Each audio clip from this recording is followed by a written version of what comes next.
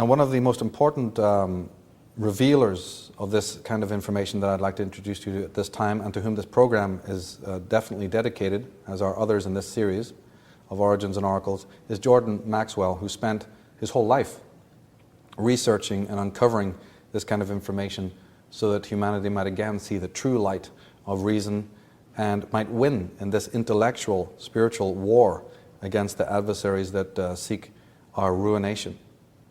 I've often said that if we were to build statues in bronze to Jordan throughout the world, that would only be going a small way to honoring the service to humanity of this remarkable Magi, this true Magi of our times. Those who are familiar with Jordan's work know absolutely that he alone deserves the term the most controversial speaker in the world.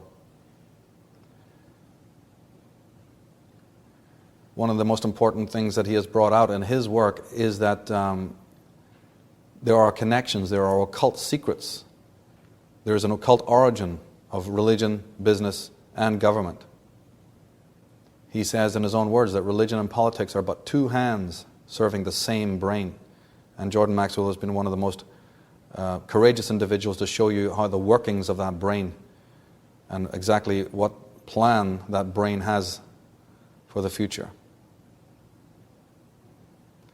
Now, Tony Bushby, in A Secret in the Bible, says that in the 4th century, leading advocates of the Christian church developed a secret worship from which a major portion of the public was excluded, and the custom of communicating only a portion of the community became known as the Disciplinae Arcanae, or the discipline of the secret. The privacy of these sacred rites performed was guarded with the utmost care from the obtrusive eyes of all who were not qualified to be present. So like Jordan Maxwell has uncovered, like other scholars are researching and finding out, there was a secret tradition within Christianity. And that Christianity itself, I mean, you only have to watch any even Cecil B. DeMille movie coming out of the 50s in America to realize that in relationship to all the other cults and powers and nations, for instance the Romans, Christianity is clearly a conspiratorial organization, a secret organization with a great many mysteries. They had to use symbols to communicate with each other. They were being suppressed. They had to meet in secret, and they were having to disguise their original intentions. And yet today, anyone else who happens to, in our modern age, anybody who else who tends to be like that are considered to be negative or evil. Yet Christianity in its inception was nothing but a secret society. Now, Dr. Lawrence Buck, in Mystic Masonry, he also talks about Christianity's hidden traditions. He says, there was always an exoteric portion given out to the world, to the uninitiated, and an esoteric portion reserved for initiates that was revealed only in degrees, accordingly as the candidate demonstrated his fitness to receive, conceal, and rightly use the knowledge so imparted. Few professed Christians are aware, perhaps, that such was the case with Christianity during the earliest centuries. And St. Gregory, that's the Bishop of Constantinople in 540 to 604 AD, said, you have heard as much of the mystery as we are allowed to speak openly in the ears of all. The rest will be communicated to you in private, and that you must retain within yourself. Our mysteries are not to be made known to strangers. One of the greatest personalities within the Jewish culture and tradition and religion is Rabbi Moses Maimonides, and he says, every time that you find in our books a tale, the reality of which seems impossible, a story that is repugnant to both reason and common sense, then be sure that the tale contains a profound allegory, veiling a deep, mysterious truth, and the greater the absurdity of the letter, the deeper the wisdom of spirit.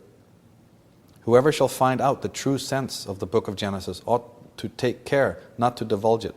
If a person should discover the true meaning of it by himself or by the aid of another, then he ought to be silent. For if he speaks, he ought to speak of it only obscurely, in an enigmatical manner, as I do myself. So just know at this stage that if you're a well-meaning Christian who has been following this particular paradigm, understand that there is a hierarchy involved here, and that it's not an egalitarian process, this game of religion. You're being told only what you need to know. From their own words, from the horse's mouth, you have it, that there is an esoteric and an exoteric tradition here. And you may not be privy to that. You may not have earned that right. So be very careful then when you say that what you know here is the whole truth. Because those who are telling you to say that and those who are giving you this information, they may know something more, something that you don't know.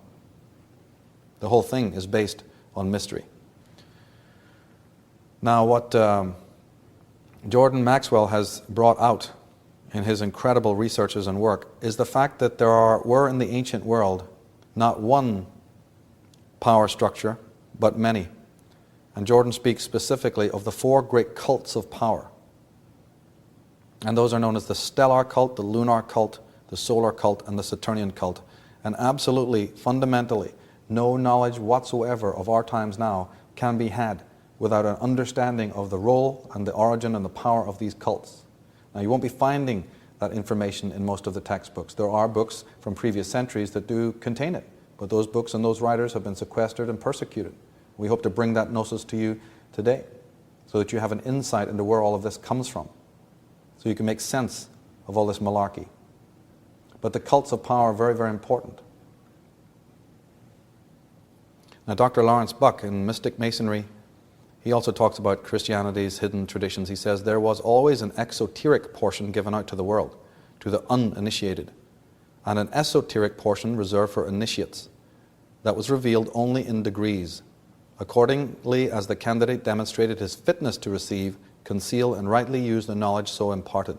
Few professed Christians are aware, perhaps, that such was the case with Christianity during the earliest centuries. And Saint Gregory, that's the Bishop of Constantinople in 540 to 604 AD, said, "You have heard as much of the mystery as we are allowed to speak openly in the ears of all. The rest will be communicated to you in private, and that you must retain within yourself. Our mysteries are not to be made known to strangers." One of the greatest personalities within the Jewish culture and tradition and religion is Rabbi Moses Maimonides, and he says, "Every time that you find in our books a tale, the reality of which seems impossible, a story that is repugnant to both reason and common sense, then be sure that the tale contains a profound allegory, veiling a deep, mysterious truth, and the greater the absurdity of the letter, the deeper the wisdom of spirit. Whoever shall find out the true sense of the book of Genesis ought to take care not to divulge it. If a person should discover the true meaning of it by himself or by the aid of another, then he ought to be silent. For if he speaks, he ought to speak of it only obscurely, in an enigmatical manner, as I do myself." So just know at this stage that if you're a well-meaning Christian who has been following this particular paradigm, understand that there is a hierarchy involved here, and that it's not an egalitarian process, this game of religion. You're being told only what you need to know. From their own words, from the horse's mouth, you have it, that there is an esoteric and an exoteric tradition here. And you may not be privy to that. You may not have earned that right. So be very careful then when you say that what you know here is the whole truth. Because those who are telling you to say that and those who are giving you this information, they may know something more, something that you don't know. The whole thing is based on mystery. Now what Jordan Maxwell has brought out in his incredible researches and work is the fact that there were in the ancient world not one power structure, but many. And Jordan speaks specifically of the 4 great cults of power. And those are known as the stellar cult, the lunar cult, the solar cult, and the Saturnian cult. And absolutely, fundamentally, no knowledge whatsoever of our times now can be had without an understanding of the role and the origin and the power of these cults. Now, you won't be finding that information in most of the textbooks. There are books from previous centuries that do contain it, but those books and those writers have been sequestered and persecuted. We hope to bring that gnosis to you today so that you have an insight into where all of this comes from, so you can make sense of all this malarkey. But the cults of power are very, very important. But of course we do find mention of them in other areas, if we know where to look. For instance, in the tarot cards, if you take out the cards of the major arcana and you look at them in order, you'll find that the first 4 cards represent the 4 cults. The most early cult was called the stellar cult, and that is ruled by the first card, the magician, actually showing one of the stellar cult magi. And those who are familiar with the tarot have always wondered at some of the meanings of these incredible symbols. The second card shows the High Priestess with her crescent moon, and that relates to the lunar cult. The fifth card, if you go a little bit further on, a few down, you'll find that the Hierophant, or the Pope there, is a reference to the Saturnian cult, the card number 5. And card number 4, the one before that, is a reference to the Emperor or the solar cult. So we have the creators of the tarot, we have the creators of one of these most powerful divination tools, actually commemorating the cults of antiquity. The first cult was the one that lasted the longest, and some people estimate that it lasted for almost 25,000 years. It's a very ancient cult, and it was known as the stellar cult.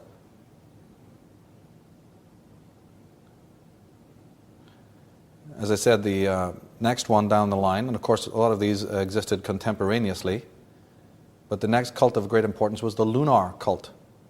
And the lunar cult, the females, both in the stellar and the lunar cult, the women, had kept high office. And we'll be talking about that cult a little bit later. Then we have what is known as the Saturnian cult. This is where Judeo-Christianity actually arises. The origins of the whole Jewish philosophy arise out of the Saturnian cult, the worship of the planet Saturn. It's one of the reasons why they worship on Saturn's Day. And the solar cult, which is now in hegemony, and which came out of the ancient world, worship the sun, the solar cult. And we still commemorate that cult by worshipping on the sun day. Again, if we turn to the Bible, we see the connections there. In Revelation 22, Jesus is saying in his own words, I am the root and offspring of David, and the bright and morning star. I'm the bright and morning star. You can't worship it, you can't mention it, you can't practice astrology. That's all meant to be taboo and evil and satanic. But it's okay for Jesus to say, I'm identifying myself with the heavens, with the stars. Everyone knows the morning star is Venus, or the sun. So 3 important things to remember at this stage about Christianity is that it originally was an occult theology, clandestine and suppressed.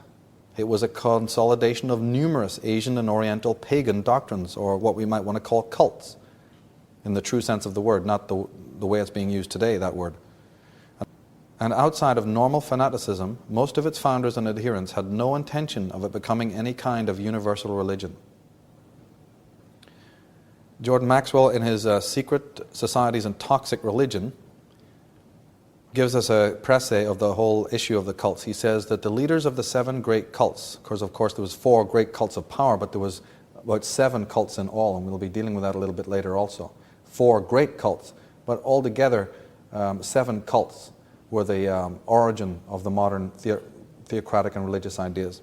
Now he says that the leaders of these 7 great cults of power, that's the 7 churches, decided that rather than fighting amongst themselves for supremacy over the ancient world, that they should combine forces. In fact, each cult feared that they could be deposed if the others conspired in concert against it. This conjunction of cults did not happen immediately or quickly. It took several centuries. The Old Testament contains the story of this coming together. The elite dynasties of these cults operate through their descendants in this world today and are extremely powerful. Alvin Boyd Kuhn refers to this coming together. He says, at the precise time at which Christianity was being formulated, okay, that's about 0 AD, we're told. I mean, we have a very specific date here. At that precise time at which Christianity was being formulated, powerful currents of economic, social, and religious forces had come into play, the operation of which precipitated a swift and drastic shifting of the center of gravity, so to say, in religious values and motivations. And what Jordan Maxwell is talking about is actually accurate. In the same way as any syndicate or any corporation, any merger takes place, it could be through fear. It's not done for the love of humanity, it's done out of saving one's own hide. The idea that if your rivals all gang up together, you'll be out of business. So indignantly, but out of necessity, you congregate. You create what is known as the first conglomerate in the world. And most interesting, one of the most fascinating anecdotes brought to light is the place of this coming together. The place of the coming together of these great cults we know today to be Israel.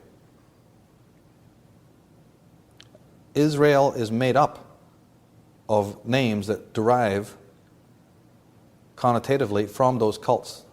Israel literally comes from the words Isis, Ra, and El. And Isis was the moon goddess, Ra the sun, and El was the name of the god of the Saturnian cult, El. So Isis, Ra, and El, and their coming together was at Israel. It's not that it was so much topographically at a certain place. What we know as Israel, that word, Jacob, the concept of Israel in all of its permutations, not just a geographical location, represents this movement of coming together of some power cults. So when you say Israel, we need to stop thinking it's just about a certain place or what we've been given. It's the understanding of the coming together of great cults of power in order that they could control the trade routes, in order to be able to control the minds of men. And they thought they could do that a lot better working in concert. Because let it be known that this kind of power that we're under today did not come about overnight. Friedrich Nietzsche, the great German philosopher and also historian, he said that the Christian church is an encyclopedia of prehistoric cults. Tony Bushby says that the Empire Rome gradually absorbed and adapted to its own ends the multitude of cults derived from all its parts, and over the ensuing centuries coupled them together as one, the Roman Universal Church. Today it is called the Roman Catholic Church. Henceforth, much of the literature then written was aimed at propagating a fabricated faith to the world and ensuring Roman emperors were given places as heads of church and state. So you can see from that yes, you may come together as cults, but of course one potentate would just love to rule the lot. You may have a coming together of a whole different schools, but any kind of coming together means that one individual would love to be the head, the top dog. And of course they don't mind fighting for that position amongst themselves. Jerry Mander, in his book, The Four Arguments for the Elimination of Television, says something very interesting. He says the Hebrews, emerging between 3000 and 2000 BC, won an important political victory by not denouncing what they called the worship of graven images. By destroying the power of the sculptures of the Sumerians and others who preceded them, they effectively destroyed nature-based religion and the veracity of the images. This made possible the substitution of an abstract, single, male, human, all-powerful God. Because it was a sin to create any sculpture of it, it maintained its abstract nature. Although they absorbed God, the Christians somewhat overcame this problem. They created the images of Jesus, a step backwards, or forwards, whatever way you want to look at it, towards paganism. So the Christians later decided, this whole debarring of imagery, of iconography, that's not working. We need to kind of bring that in to some extent. So we have the figure that modeled the image of Jesus. Of course, they didn't bring it in as a truth. They realized you can bring it in, but you can also manipulate that image. So even the image coming down to us out of the Bible of Jesus might also be part of this contrivance. It might not be accurate. In Jeremiah 18, we have what I believe is a passage that refers to this coming together. I believe that the Bible covertly talks about this unification of the cults. Let's just study this passage, for instance, and see if there is a connection, a correspondence. Jeremiah 18 says, "Then I went down to the potter's house, and behold, he wrought a work on the wheels, and the vessel that he made of clay was marred in the hands of the potter, so that he made it again, another vessel, as seemed good to the potter to make it. Then the word of the Lord came to me, saying, O house of Israel, can I not do with you as this potter? Saith the Lord, behold, as the clay is in the potter's hand, so are ye in my hand, O house of Israel. And at what instant I shall speak concerning a nation and concerning a kingdom to build and to plant it." Now, Madame Helena Petrovna Blavatsky, one of the world's finest and most literary beings, writers, and a major occultist, the creator of the Theosophical Society, in her volume, The Secret Doctrine, Volume 3, she says that every scholar must be aware that there are two distinct styles, two schools, so to speak, plainly traceable in the Hebrew scriptures, the Elohistic and the Jehovistic. The portions belonging to these respectively are so blended together, so completely mixed up by later hands, that often all external characteristics are lost. Yet it is known that the two schools were antagonistic. Tony Bushby says everything supernatural the presbyters wrote about their developing God could be traced to earlier religious beliefs. And Jordan Maxwell reminds us that there are at least 26 translations of the Bible itself in modern days. One can get an annotated Bible with footnotes featuring 26 different translations of each passage and verse. Today you can go and get it. You can go and get a companion Bible in which each passage can be translated in 26 different ways. Jordan Maxwell says in his presentation, The Dark Side of Jordan Maxwell, he says the authorized version of the Bible was called so because it was the only one that the people were allowed to read. He says it's authorized all right because you better not be caught reading any other one. King James has written it, he's published it, you better read it. It's authorized under pain of death.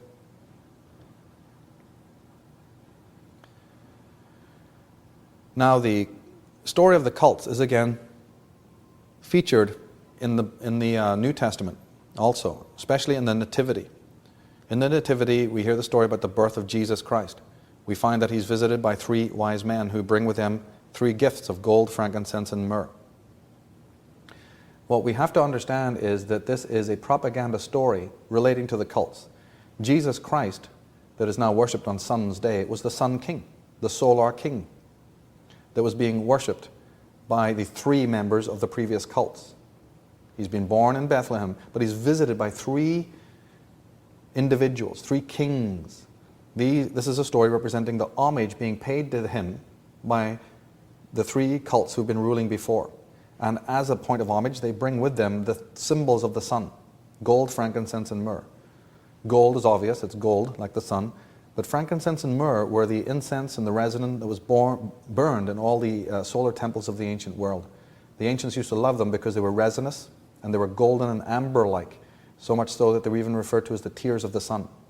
So these gifts that were being brought was a tribute to say, we acknowledge that there's a new game in town here. The solar king is rising and it's going to be the new paradigm. Now the mythographers of the 4 cults decided to pacify each other by dividing the cycle of the year in a manner which would commemorate the deities and theocracies of each cult. Okay, so they're all getting together, but they know that in order to create harmony, they're going to have to make certain allowances. So since they're all worshippers of the heavens, they're all worshippers of the stars, this is where their great original testament is, they decide to take the annual rotation of the sun and divide it and break it down into a way that would honor and commemorate each of the cults. So the year itself, that's the biggest rotation, was assigned to the solar cult, whose king is the sun. The next division of time, which was the months, just like the word shows you, month, mon, was assigned to the moon to appease the lunar cult and their deity. Then the next division of time was the week. And the week, of course, is made up of 7 days for the 7 planets, because the stellar cult worshipped the planets and the 7 great gods that were the 7 planets. So they get the week. That's why a week isn't just 3 days, 10 days, 15 days, 14 days, 6 days. It's 7 days. Now, each cult would have additional feast days assigned to them, of course, some which would closely coincide, others which were more specific. In fact, the hands of a clock also represent these cults and their division of time. That's right. Not only on a wristwatch do you have the 12 demarcated zones, but you have 3 hands on a clock. The hour hand for Horus, the sun, the min hand for minute, which was the ancient name of the moon, min, and the quick ticking hand, which is either for Mercury, the fastest god, or for the earth, for terrestrial time. The 3 hands of time. I want to emphasize again at this point that there was another little division on a timeline. It's very important to realize that if we create a timeline from, say, 25,000 years BC up until the period of the Ptolemies in Egypt, that's Alexandrian period, the last of the dynasties, what we call Egypt lasted that long. Starts 25,000 years ago and comes up to the time of the invasion of the Greeks. Something incredible must have been happening in that time, because we have to realize that that's a very long, expansive time. In fact, if you take every other age that came later, and I'm talking about the Alexandrian period, I'm talking about the Christian period, or the Grecian period, the Hellenistic period, the Romanesque period, the Renaissance, the Christian period that came then. We move into the neoclassical period, and then we have the modern age. Take it all. Multiply it by 3, and still the period that we know of Egypt was longer. But just for this moment in time, realize that there was another important division between these 4 great cults of power. As I said earlier, the stellar and the lunar cult had women as equals, and often women were the dominant rulers of the clans and the nations, and were in senior positions, mystically, religiously, and also politically. Whereas in the Saturnian and solar cult, and this is a key point to remember, the role of women was substantially diminished. We're going to see a little bit more of that later. Now, the male gods of Egypt and the pharaoh himself were ambassadors of the feminine goddess Numenon. Okay, Numenon just means presence or spiritual energy, something rare and otherworldly. So the male gods, and even the pharaoh himself, were merely ambassadors of that presence. The goddess was called by various names by different cults, of course. But Hermes, Thoth, Anubis, Horus, they were all agents of balance and justice. And that was a principle known as Maat, always symbolized by a feather or by the great scales of justice. The Egyptian historian and revisionist Mustafa Gadala, in his masterpiece Historical Deception, says that the Egyptian women were entrusted with the civilization. The woman or princess, and not the male, was the legal heir to the throne, and the man she chose to marry would become the ruling pharaoh. Again, I want to point out that the word pharaoh means pharos nous. It comes from 2 Greek words. There's many, many meanings of this word, but it originated from the Greek pharos, meaning fire, and nous, meaning intelligence or mind. So it means fiery mind or enlightened mind, mind on fire. These were semi-enlightened or fully enlightened beings that were ruling their states. Unlike the stellar and lunar cults, which were ecocentric, egalitarian, and inclusive, the solar and Saturnian cults were anthrocentric, hierarchical, and exclusive. Due to their rescripting of the cosmological canon, the omnipresent goddess was made subservient to the all-powerful male god. The goddess figure was relegated to the role of consort or emanation. In many cases, the goddess was denigrated entirely into the temptress, the femme fatale, la belle dans sans merci, as they say in French, the seducer and waylayer of the male heroes. I mean, it goes to such an extreme that we have in the Bible that Adam is the father of all mankind. Eve, the female, if we can get our minds around this concept, of course, which is saying something, but the idea is that Eve comes from the male, Adam, not the other way around. So twisted and convoluted this story is. Well, then, equally radical must be the act of revision. Equally dramatic and courageous must we be in order to countermand this level of debauchery of an old and ancient and sacred canon. The master magician from the Victorian era, Aleister Crowley, in his book Liber 777, says that for some reason best known to themselves, the translators of the Bible have carefully crowded out of existence and smothered up every reference to the fact that deity is both masculine and feminine. They have translated the feminine plural by masculine singular in the case of the word Elohim. That's right, the word God originally, Elohim, one of the earliest names for God, was plural. It meant both male and female in Hebrew. But that's all right. We can flaunt that rule as well. You bring in a new game and that one can be destroyed also. Now this changeover, this paradigm shift from the stellar to the solar has more meaning and significance than just a mere historical anecdote. It also has consequences for the psychology of human beings. We don't have time to elaborate in detail, but certain scholars are discovering that this movement this changeover from the ecocentric matrifocal paradigm into the anthrocentric one, the hegemonic one, changed the way human beings thought. Literally, we moved from a right brain type of cognition into a left brain mode of cognition. We became more rational. We became more aggressive and acquisitive in our thinking. We started to think of ourselves as being separate from nature. It had a schizoid effect on our own consciousness. And this also needs to be taken into consideration in this study. Eric Newman, in his book on the moon and matriarchal consciousness, says, the comparative passivity of matriarchal consciousness is not due to any incapacity for action, but rather to an awareness of subjection to a process in which it can do nothing, but can only let happen. It is an inner possession, realized and assimilated by the personality, but not easily discussed, for the inner experience behind it is scarcely capable of adequate verbal expression. For this reason, a plain and simple masculine consciousness finds the knowledge of matriarchal consciousness unverifiable, willful, and par excellence mystic. It isn't mystic. It's very practical. It's the most practical thing on earth. But to the viewing objective mind, that which appears to be passive, that which appears to be rooted in the being as opposed to the doing, is considered incomprehensible. Because this whole acquisitive mind think, this new way of approaching life and approaching reality as being separate from the natural order, cannot understand the feminine approach. If you suppress the feminine in yourself, you leave yourself open to being controlled.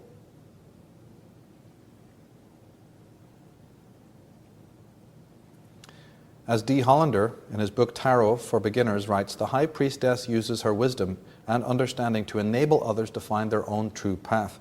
The high priest uses his power to increase his authority over others. So there you have it in a nutshell. And that pretty much also sums up the whole Gnostic idea. The Gnostics did not convert sinners. They awoken the ready. When you're ready, you'll awaken, and it's perfectly natural. There was no idea that you were some sinner, that after you had matriculated, then you'd be ready to be converted. This carried no currency whatsoever in the ancient world, and the Gnostics, who are even surviving today, always let you know that man is his own priest, his own priestess. And of course he doesn't need an outward authority. But the Yahwistic side, the solar cult and Saturnian cults, had a very different agenda. In Isaiah 1, we read God saying, bring no more vain oblations. Incense is an abomination unto me. The new moons and Sabbaths, the calling of assemblies, I cannot away with them. It is iniquity, even the solemn meeting. Your new moons and your appointed feasts my soul hateth. They are trouble unto me. I am weary to bear them. Come now and let us reason together, saith the Lord. Perhaps one of the greatest scholars that mankind has ever played host to was the Egyptologist from Scotland, Gerald Massey. In his volumes on the subject of astrotheology and the origin of all religions, he says, the retouching by the Greeks, like that of the Semites, tended to efface the figures or falsify the meaning of the mythos, and the astronomical facts are of 1,000-fold more important than all the petty embellishments of irresponsible fancy. Perhaps the worst perversion of the true mythos made by the Greeks was their treatment of the polar dragon. Now that's a loaded statement and it means an awful lot. But right now just let us remember that the stellar cult and the lunar cult had as one of their great symbols the dragon or the serpent. And that one of the reasons why later animals and creatures became demonic was also part of this process of conversion. Now, we said that there were 7 cults, 4 that were very powerful, but that leaves at least 3 other ones. We don't have time to touch on all the cults and their history. We can only give an overview. But in brief, the other cults were the volcano cult, or cult of fire. It's a very important cult of the ancient world. When you're studying the ancient mysteries, especially coming out of Africa and the Far East, you're going to see great reverence to Vulcan, to Hephaestus, to the fire god and the cult of the mountain on which this fire god is meant to be enthroned and worshipped from. Then we have a cult known as loosely as the mushroom cult. More specifically, it's the cult of Dionysus. And then we have the cult of Venus, which involved the cult of ecstasy. One of the most important of the other cults, and researchers are often led to believe, rightly so, that this cult is extremely powerful in the ancient world, was the cult of Dionysus, or that the Greeks called Dionysus. Then we have the mushroom cult, and the story of the mushroom cult was brought out by one of the translators of the Dead Sea Scrolls, who actually met his death, possibly because of what he found out. The great Christian scholar, translator, and antiquarian John Allegro. He discovered that there was much mention in the ancient Dead Sea Scrolls of this mushroom cult and its significance in the world. He discovered that little traditions that we have, like wearing the little beret on our heads as a hat, comes from the time of the mushroom cult. And even the fact that in the ancient world turbans are worn and lots of different hats are to commemorate this very, very powerful religious theocracy of the ancient world. And now there's a few books on this subject. But even the fact that churches have these strange domes on the top comes from a specific time and the worship of the mushroom. And of course, where there's mushrooms, there's herbs. And where there's herbs, there's herbology. And the whole study of healing and homeopathy and what have you, in a positive and also in a negative way. And it might come as a shock to most of you to realize that the modern day pharmaceutical monopolies actually originate out of this cult of the mushroom. This mushroom cult and its understanding of pharmacology and mind-altering drugs, as Jordan Maxwell and others have brought out, a lot of the pharmaceutical mendicants of the modern world, as by their symbolism they will betray to you, come out of this very powerful cult. Now the cult of Dionysus are in fact, or the descendants of this cult of Dionysus are the main controllers of the modern media and of the modern rock and roll business and the music business in general.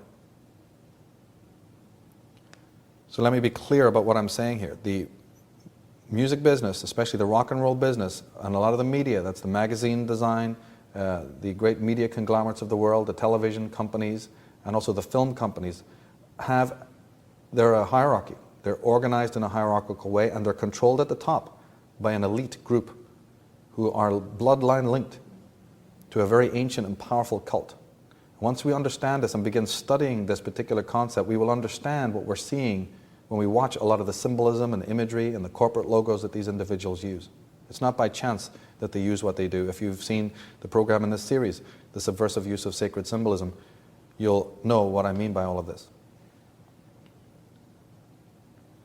Now Dionysus and the cult of Dionysus are expert at being able to choose and put before us certain icons who embody, whether they realize it or not, the powers of the god of Dionysus. This cult is very adept at being able to select certain individuals who personify and allow us to worship them in the same way. And those individuals will help us awaken certain chakras. Those individuals will personify excessiveness and sexual licentiousness and liberation.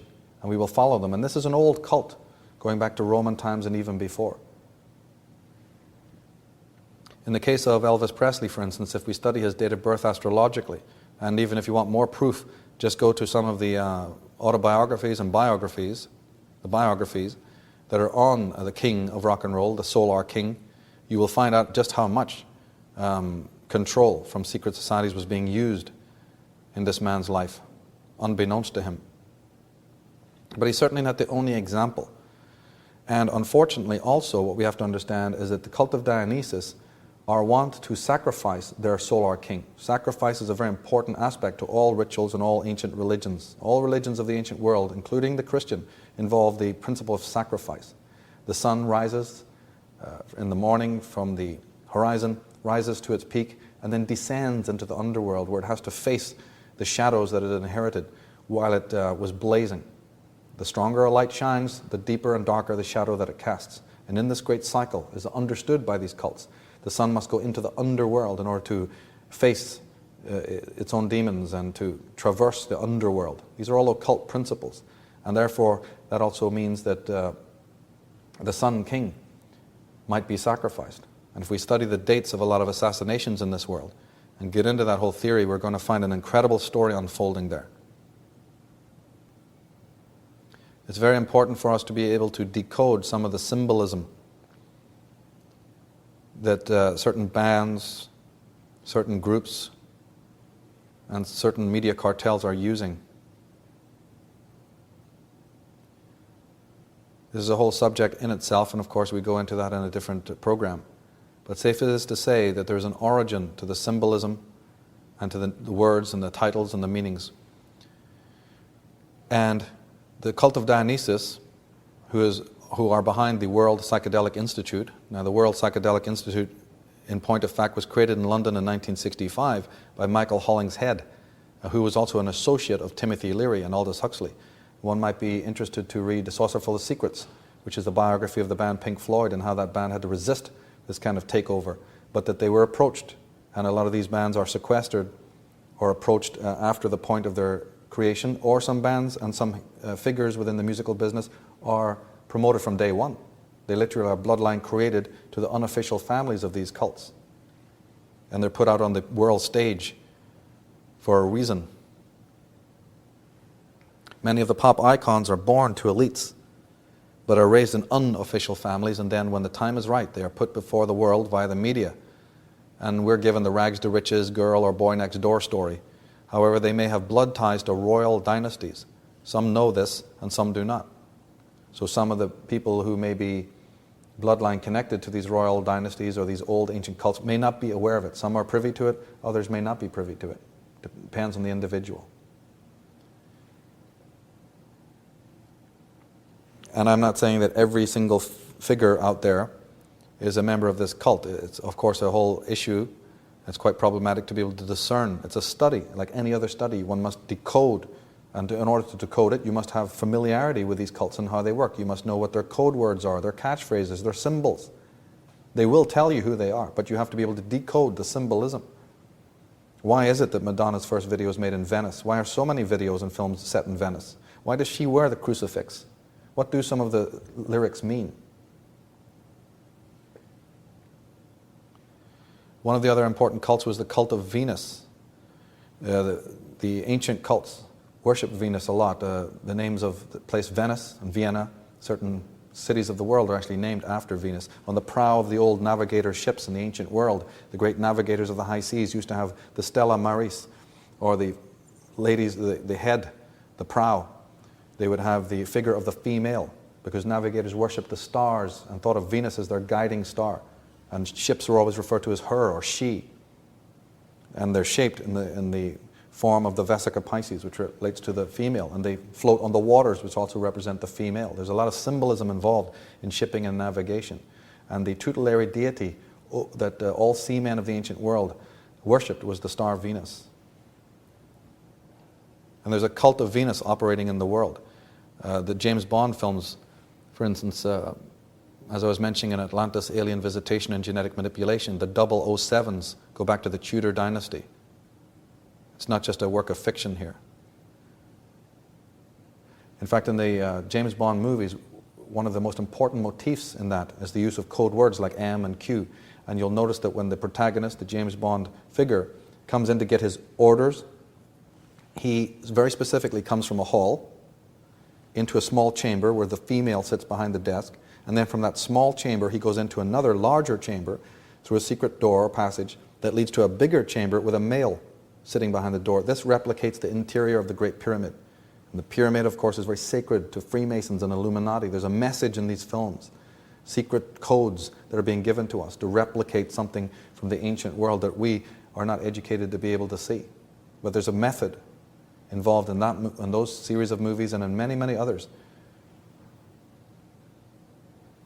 A lot of the pornographic magazines contain symbolism that shows their origins, relating back to the cult of Venus and this incredible favoritism towards the blonde, down from the earliest times of Hollywood right up to the present day, the cult of the blonde.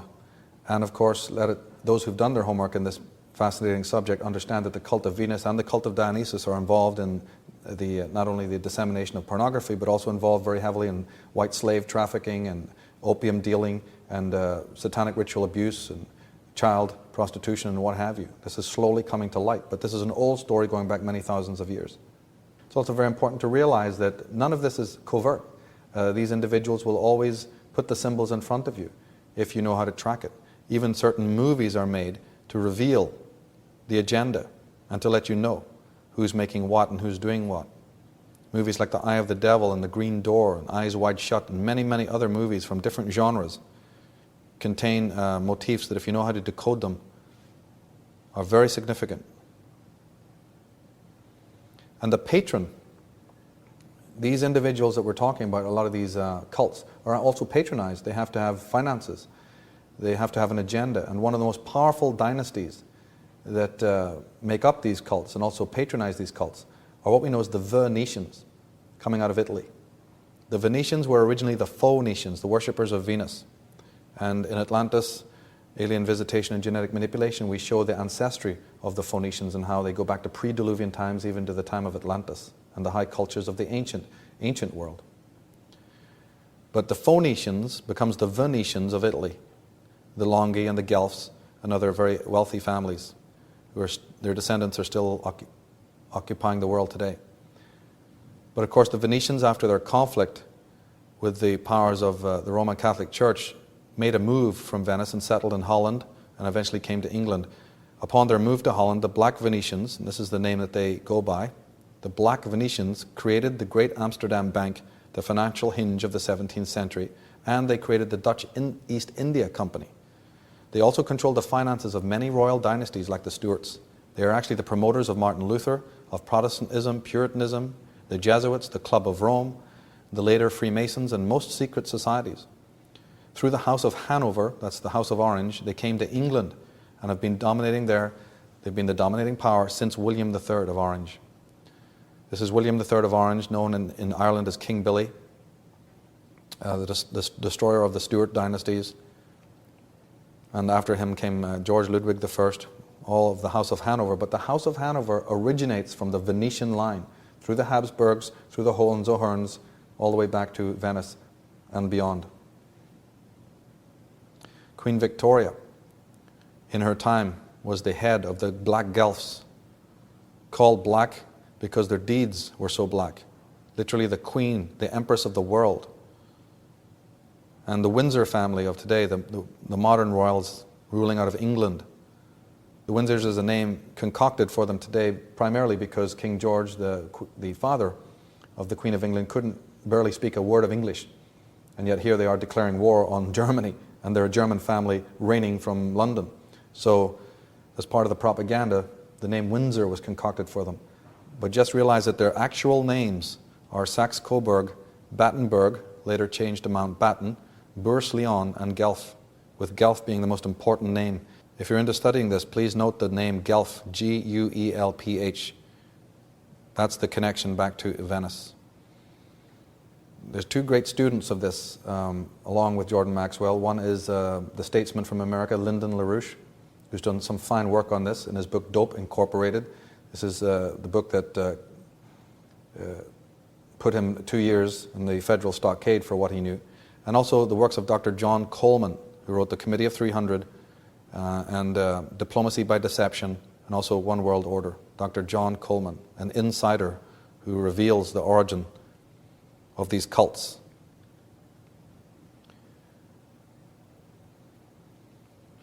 If we go back to the symbolism of the stellar cult, we find that these were the original magi, the original architects, the original astrologers, the original navigators.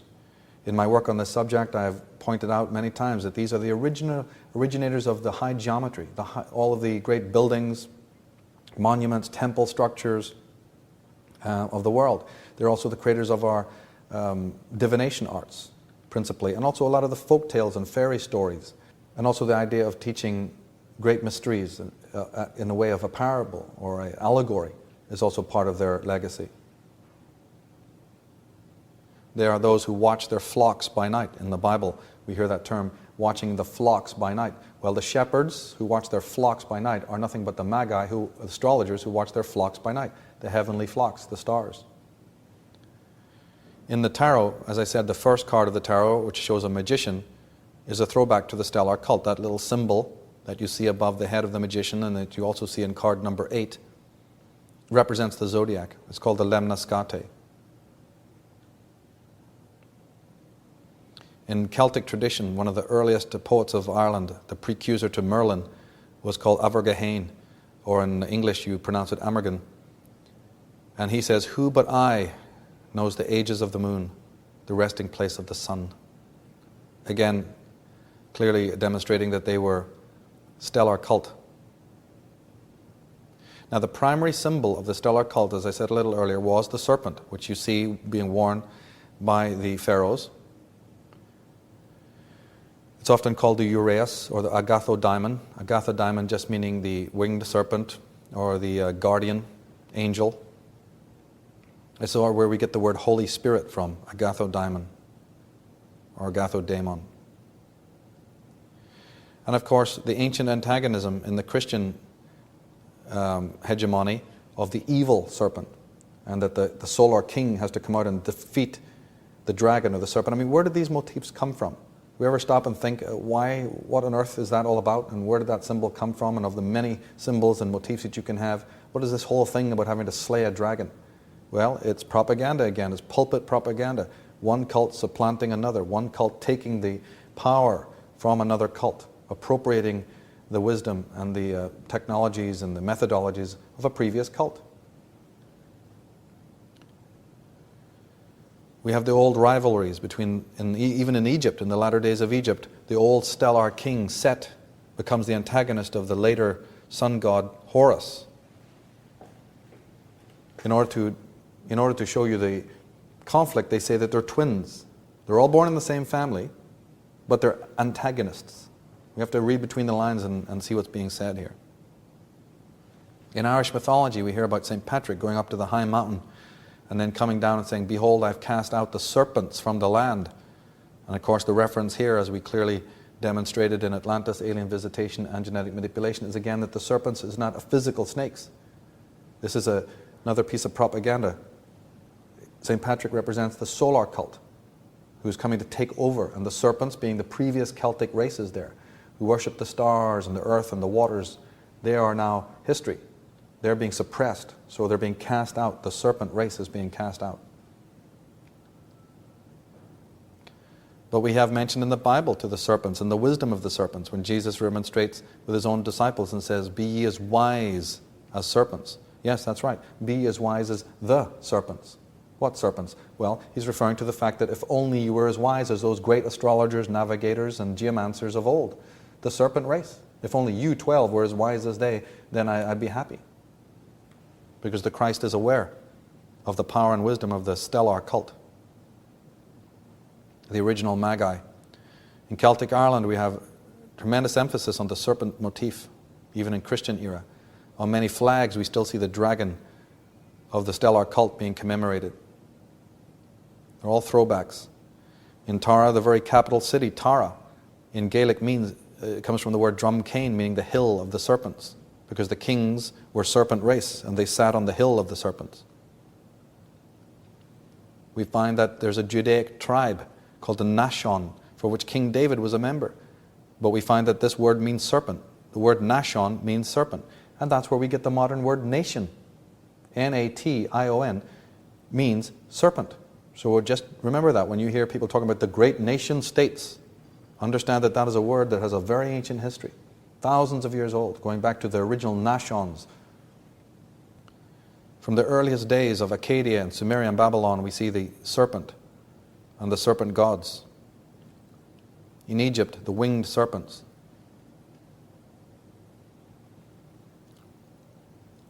In Greece, we find that Pythagoras, the keeper of the mysteries, one of the wisest men of all times. The word Pythagoras means I am the python. I am the python. I am the serpent. And H.P. Blavatsky says in her Isis Unveiled, she says, Pythagoras never allowed his neophytes to see him during the years of probation, but instructed them from behind a curtain in his cave. We have a Scottish regiment known as the Dragoons. We have the Dragon Court of the Plantagenets. These fine standing stones in the ancient megaliths are known colloquially and locally as the dragon's teeth, because it was understood by the locals that they were built by the serpent cult.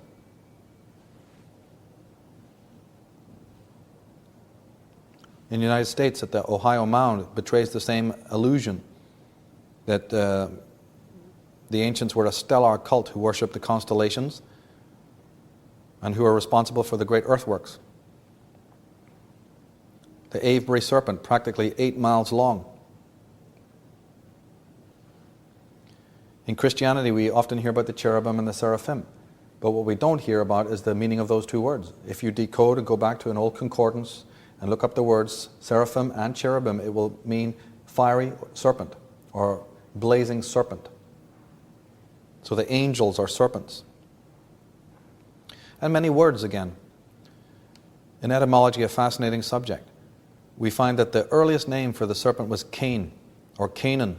So, the land of Canaan, that's right, the land of the Akkadians, the land where it all began, the Holy Land is known before the Hebrews get there as the land of Canaan, the Canaanites who were murdered and suppressed. The evil ones who worshipped idols. No, just the serpent cult whose time is to be murdered and massacred now because the solar cult has arrived, or the Saturnian cult is in town. And the word Cohen, ask any Jewish person what the word Cohen means, and they will tell you that it means serpent priest. The word Cain or the word Khan, like in James Khan. In the Far East we have Chan, but Chan means serpent. In the Middle East we have Khan, K-H-A-N, like we would say Mr., it's a title for a male, Khan. The word Khan refers to the serpent. In Ireland you have the boy's name, Kieran. You have the female or the girl's name, Karen. And Karn, the word for death, but actually really means the serpent.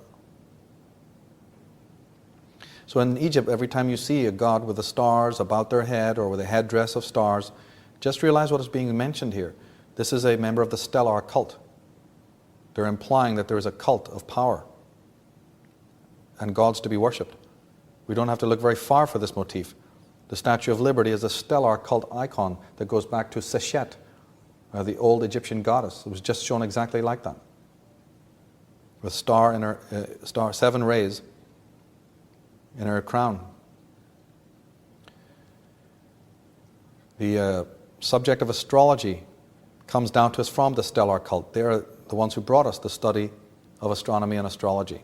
They understood that the sun rose at the vernal equinox, rose to its highest position at the summer solstice, and then fell into winter at the autumn equinox. And that particular arch was revered, and it was called the Northern Arch. And to commemorate it, and because the stellar cult were great builders, they would build arches in all the cities of the world. And still today, when we build an arch or we create an arch, that comes from the commemoration of an astrological motif, the Northern Arch, the sun passing over the zodiac. And that's why in the middle of arches you have the keystone, which usually has a date on it, because the date has to do with zodiacal degrees that the sun passes through. And the stellar cult's main deity, or one of the earliest deities, was Nuth, the heavenly mother, the goddess of the night sky, the primordial Madonna. They were fixated on this idea of the earth being the terrestrial father, the red king that you see in chess, but the stellar mother or white queen. You have Guinevere and you have Arthur. Guinevere literally means white queen.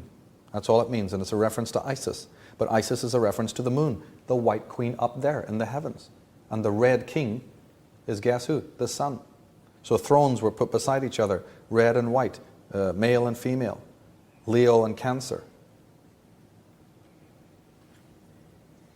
They were fixated on the idea of bringing heaven to earth. They didn't see a separation between the terrestrial and the celestial.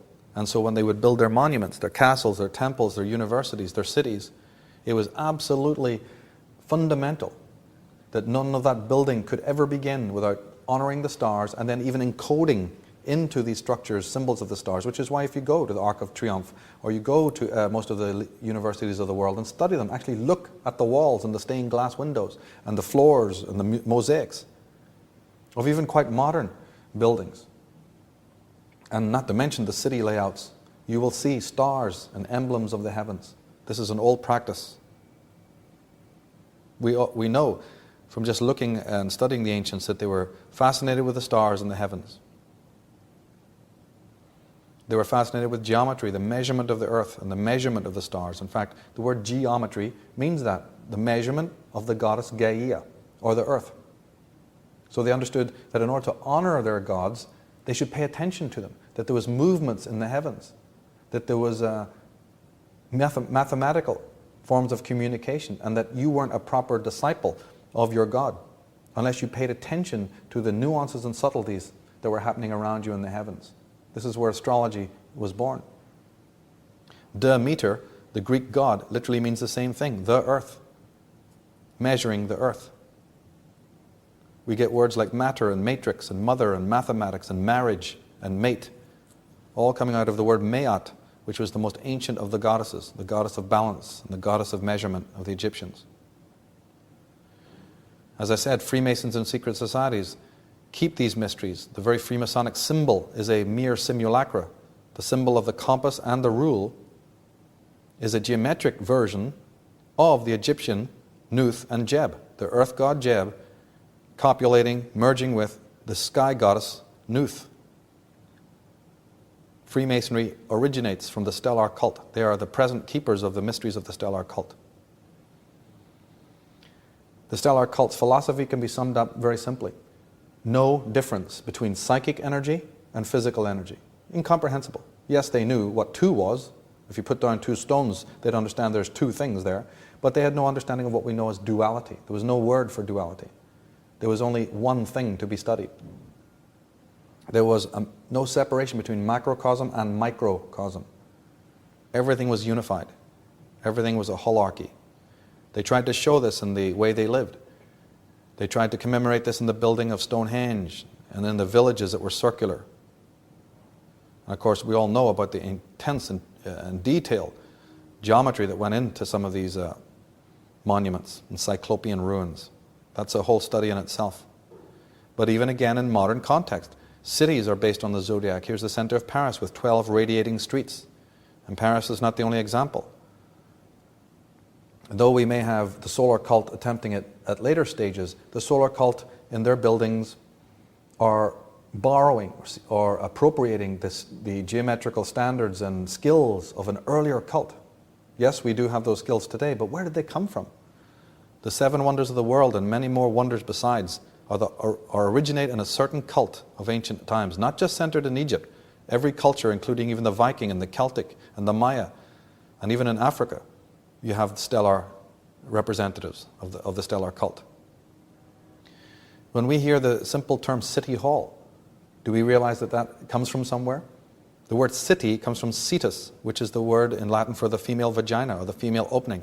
And the word hall is a derivation of the Latin phallus, which is the male member, the phallic. So city hall literally is again the coming together of the male and the female. Remember we were talking about terrestrial and celestial. These cities were made like a circle, and then you would have a obelisk in the center, or a fountain in the center, or a clock tower in order to transmit terrestrial events and symbolism to earth. And then the city hall, which was the center of all civic society, would be called the cetus and the hall, the phallic and the male and the female coming together. City hall. Jerusalem lies at the center of all medieval maps. The most sacred place is this most holy city, and was the supposed site of Jesus' own burial, the church of the Holy Sepulchre. So again, all holy places, whether they're of the ancient world or the new one, embody certain motifs. And I have to emphasize that this is not something of the ancient past. Cities of the modern world are done this way. In Ireland we have the oldest temple site in the world, so thousands of years before the pyramid. We have a place in Ireland called Brugnaboyne, or in English it's New Grange, and it sits on the river known as the Boan. That's why it's called the Brugnaboyne. Boan was the cow goddess, and the river Boan was her river. So there's the whole idea of the female again, that near the river is this most ancient of tombs. But what's remarkable about this tomb is its geometry. It was built and fashioned by the stellar cult. It's a complete enigma. It was built without cement. And what's more astounding is that on the 21st, 22nd, and 23rd of December, that's the winter solstice, the sun rises on the horizon, and then like something out of Indiana Jones, literally creeps across and touches a very small window in New Grange above the door of this immense tomb. There's a little portal, a window, 7 feet high, and the sun, a beam of light, will pass into this window and then go into the inner chamber and fall on the back wall. Many American scholars like Arthur C. Clarke have gone and looked at this and checked this out. And even though the heavens have shifted in many thousands of years, this event still takes place mysteriously. They can't understand how this building was designed. The light pierces the inner chamber on those 3 days, and on the same night, of the solstice nights, the moonlight will do exactly the same thing. And this is not the only example of this. There are many tombs in Ireland and in Celtic countries where this anomaly takes place. Or they might do it in a different way. You might have the phallic tower, representing the male phallic, on the mound or the hill. Let's not forget we have in Christianity the Mount of Olives. We have the Sermon on the Mount. Okay, we've got the male sun god, the phallic, ithyphallic male, standing there giving a sermon. But let's not forget where he's doing it. Don't we understand there's paganism involved here? That he's not doing it sermon in the throne, he's not sermon in the city center, sermon at the top of a castle turret, sermon on a horseback. It's Sermon on the Mount.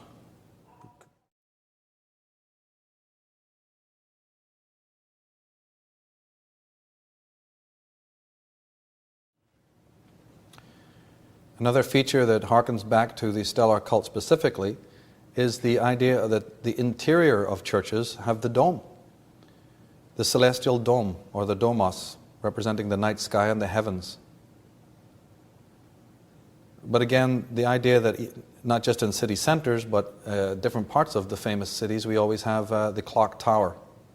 Now this clock dial is usually so far up in the sky that you can't even see it to tell what time it is, so it's an architectural motif alone, and that is to represent the same idea we've been talking about. And that's why the spires are like this. They're shaped like that, because it's transmitting celestial energy down to the terrestrial, because the ancient creators of cities understood this, that there is a symbiosis between the heavenly and the earth.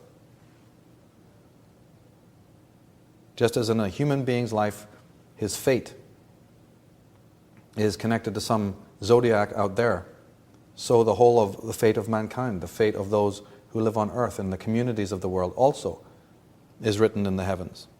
We see these architectural masterpieces, and we know subconsciously, we're attracted to it, we know it's beautiful, but we have consciously forgot why.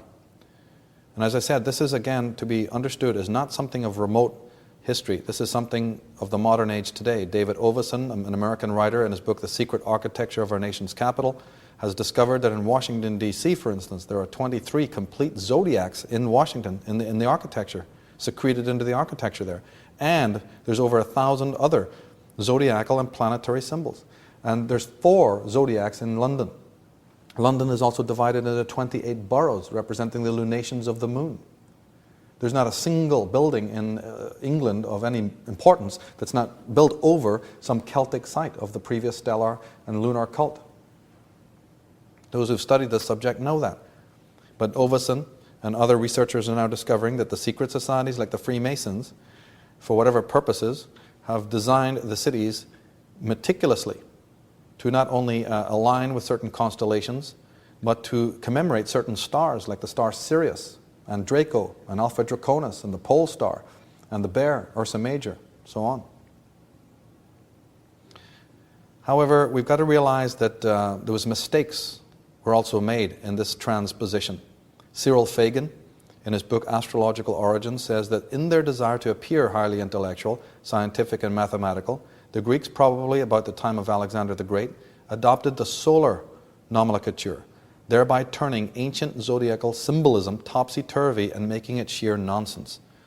This must be borne in mind very deeply, that when we're even researching and studying this subject, and when we come upon things that don't quite make sense, this can help you to realize that, yes, you're studying this here, but we have the Greeks and the Romans and the medieval period, we've got the Christians, and all of these individuals take the ancient gnosis, but they twist it and contort it and subvert it. And therefore it's a process. This is what this program is dedicated to, is trying to help you in this decoding process, so that you may get back to the original theology. Theology is very important for our lives. Mythology is very important for our lives. Spirituality is, but not the one that's been handed down to us, sanitized and homogenized and corrupted and subverted. This package that we just buy and install. There's a much more ancient one. And we need to get back to that as we come full circle in today's world.